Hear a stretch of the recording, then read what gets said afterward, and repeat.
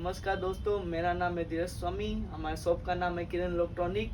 आज हमारे पास लिबर्टी का एक मशीन का MD05 का कलर चेंज सिस्टम आया था, तो वो बाहर दिखाया, कंपनी में भी दिखाया, पर सॉल्यूशन कस्टमर को मिल नहीं पाया था सही से। तो अभी हमने ये रिपेयर किया है। 8010 का मदरबोर्ड था और MD05 वाला इनका सेटअप था, तो अभी हमने ये रिपेयर भी किया है। यहाँ पे कलर चेंज भी हो रहा है।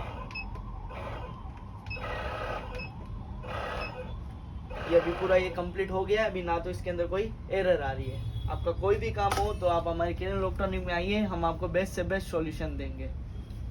स्टार्ट। मैं कलर चेंज का सॉल्यूशन करने आया था इधर। सब जगह पे मैं गया लेकिन मेरे को सॉल्यूशन मिला नहीं। लिबर्टी का मेरे पास मशीन है, लेकिन अभी इधर आया तो मेरे को वो जो कलर चेंज का जो प्रॉब्लम था वो इधर सॉल्व हो गया। और ये किरण का है अपना सोचो सर्कल, एक बार विजिट लीजिए सब एम्ब्रॉयडरी वाले।